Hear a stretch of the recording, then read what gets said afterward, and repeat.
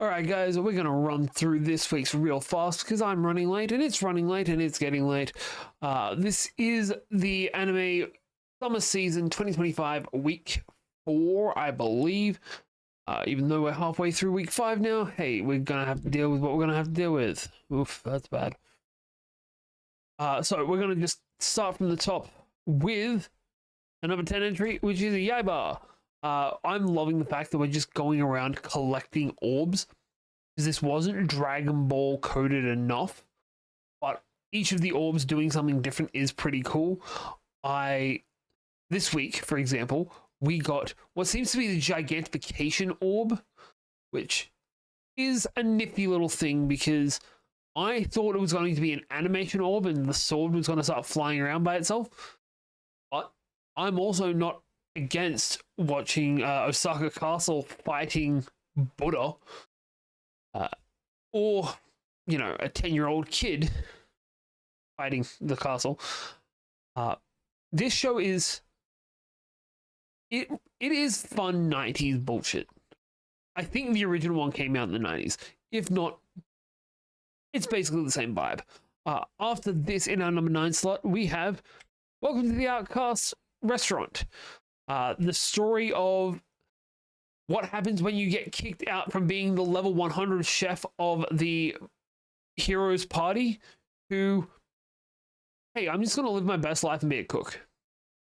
And that's what he does. It's great. He gets to show the people around him how you can help without having to be a frontline fighter.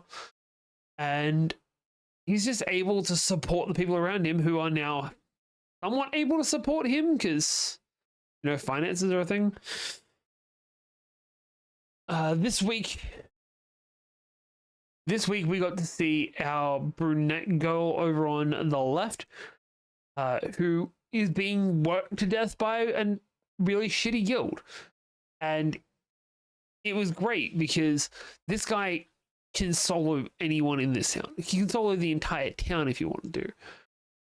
But his ex-partner, when he was part of the hero's party, comes in with very little clothing on. She is the token that character for this show. Comes in and everyone's like, we probably don't want to fuck with this right now. We're just going to burn that girl's contract and we're done. And it was great to see. It's great to see a little bit of, I don't want to say fucking around, but it is a little bit of fucking around by the bad guys and finding out from these. But we're going to move right on over to Necronomico. This week we had the escape room. Sorry, it's been a week and a bit since I watched this. We watched the escape room, the reverse hotel, which is a great thing to see because it's like it is just like a 2-part escape room, but it's the reverse hotel. All of the clues that you're given do the opposite. And I love the fact that they don't tell anyone, but the gamer gets it straight away. We've lost 3 people that are on the cover already. We're going to need some new characters to come in soon, because I'm pretty sure this is meant to be a 12-episode run, and we're down to, I think, 4 characters, maybe 5, that are doing these quests. Yeah, I loved the use of more just manipulation and puzzles than anything else, because there wasn't like this huge attacking monster like we had in the school game of tag. That there was just a sense of impending doom the entire time anyway, and that's great to see. In our next slot we have Night of the Living Cat, where we got to see the backstory of, well, this cat actually, who was a redhead man and apparently just loved coming into the cafe to see the cats and just happened to be there when it happened. We got to see they're in a shopping center, which is obviously going to be corrupted and infected with a cat at some point, and it happened. Now we get to see them running away, and I loved the the military operation that's happening. It's like, hey, we need to fight back these cats, except none of us can bring ourselves to harm a cat. And it's just such a weird way to do it, but it's so fucking well done. It is literally just, what if the zombie apocalypse was too cute to attack back?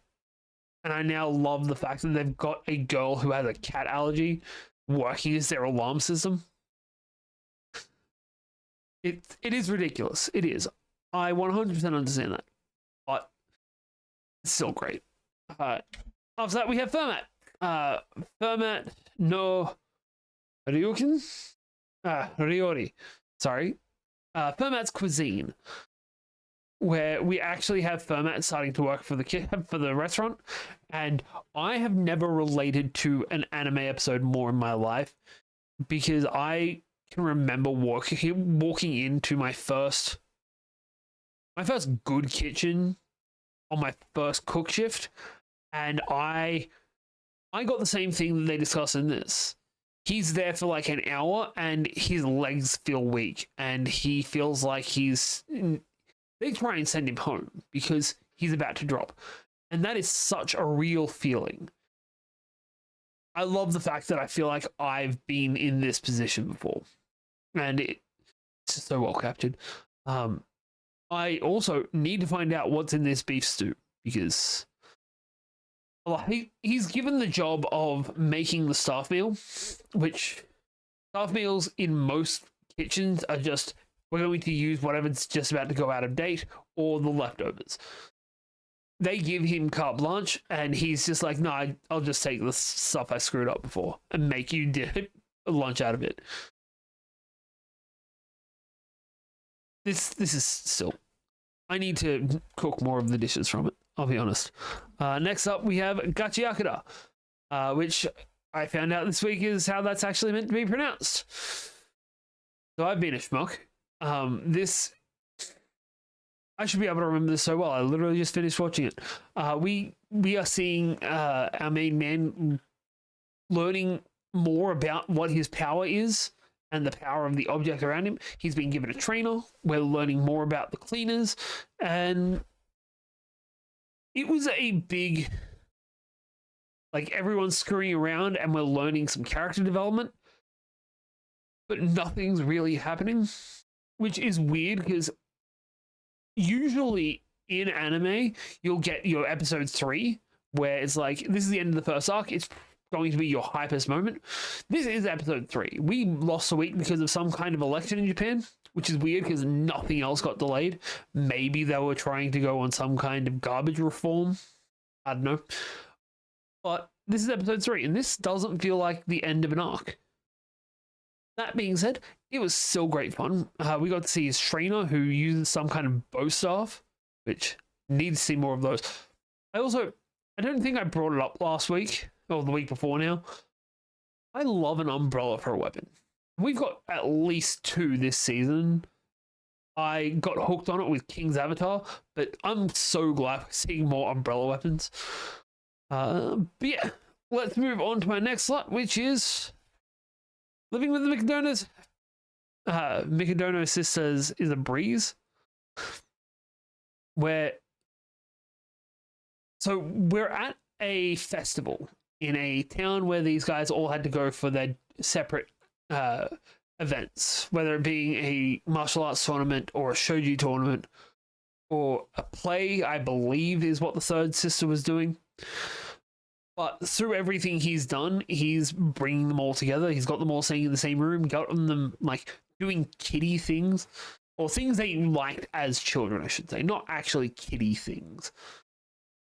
And I love the fact that he found a photo of them with this trophy, where apparently they were the last people to win this trophy 10 years ago. So he's like, I'm going to do this thing. That thing is jumper along lily pads. Most of them aren't secure. And he starts running along them and constantly screwing up to the point where the people running it are just like, we'll let you take a photo with it. Just fucking no. Until he started thinking like the 3 sisters would and made it straight across. And then everyone, he fell straight asleep. The girl's starting to realize that, hey, I got some feelings going on. They definitely did not fall straight asleep. And I love me some romance, especially when it's not a creepy ass kind of romance. Like this, perfectly acceptable romance. These are not step siblings. They're just living together, and they haven't been living together since they were small children. This is teen romance that we can actually accept. No incest, no weirdness, just cute romantic situations. You know what else fits into that category? My Dress Up Darling, where I had to go and tell my wife about this episode because we got to see, they've got a school festival coming up, and our main man is just like, hey, no, not our main man. The girl is just like, hey, so we've got a beauty pageant as part of this. He makes all my costumes, Will enter me. And everyone's just loses their shit about the fact that he makes costumes in a good way. Because it's just like, you make our costumes? That's dope. I wish I could do that. Fast forward 10 minutes and it's a case of, hey, you're going to have to do some more work for this than normal because I've got to do all of the normal setting up for the festival things. And it's like, yeah, that makes sense. But he goes to help out and everyone's like, what the fuck are you doing here? Your job is to make the dress. Go and make the dress. Like, we know how much work that is. We know how stressful that is. Did you really think you were going to do that and this? Fuck off. And I love the fact that there was so much acceptance and appreciation for how hard what he does is. I did love one guy who, when trying to make an apron, sewed his arms to his knees. Because I know somebody that's done something like that before with a sewing machine. It's so dumb. But, God damn it. We're going to move straight on to Dandadan, where this week we got to see a worm being telekinetically thrown around town and having water pumped through it because the volcano is erupting. We're going to use the giant worm as a giant hose and pump a giant amount of water out. It was so dumb. But the really cool thing is that we got to see a bunch of old characters come back because we still have Gigi with the evil eye inside of him. And that's bad enough. But he's back out. Okaru's still downstairs somewhere. So Momo was about to get fucked up until Granny shows up in a UFO with the Mantis guy and the anatomical fucking replica, which is the best way to do this. They put curse seals on the inside of the dummy and just seal him up like a suit of armor. Because you've got no strength because of the curse seals, and he doesn't have to let you out. Such a great way to solve it. And then we found out that Turbo Granny was basically wrapped up by Okaru because the lava couldn't really penetrate the worm shit that they were in. That's the thing. Yeah. Next up in our number 9 slot, 9? Yes, 9. We have... Actually, this is number 10 slot. Cool. We have, God, what do you call it? The Fragrant Flower Blooms with Dignity, which is genuinely my favorite thing to watch every week. So this is the show of the two kids that go to not rival schools, but hey, we're the upclass school, you're the shitty school, you can stay over there. And this is just a nice, cute studying episode where they're studying because he wants to be able to go to the school festival, and she's really, really fucking smart. But we can't start studying until we've both eaten, and that was cute. That was so fucking cute. It was great seeing him so nervous to go because it's the weekend. We're going to be in casual clothes, and I just can't sleep. And then he's nervously thinking about what he's wearing on the train there. And then he gets there and he's like, I'm an hour and a half early. I guess I should find something to do. But she's also an hour and a half early and had just arrived at the train station. These two are so fucking perfect for each other. I love this show so much. He got the result he needed. And not even like he just scraped by. He smashed it out. Apparently Japan's grading system is weird though, because they called 30 a pass. That's not a pass. But yeah, that's going to do it for this week. I hope that the audio wasn't shit, because I'm pretty sure it was doubled up for most of this video. But if you've enjoyed this and you want to support me, don't forget to hit that thumbs up and subscribe to the channel and tell anyone that you know that would enjoy this content. But yeah, I've been Faye, you've been awesome, and I'll see you all next time.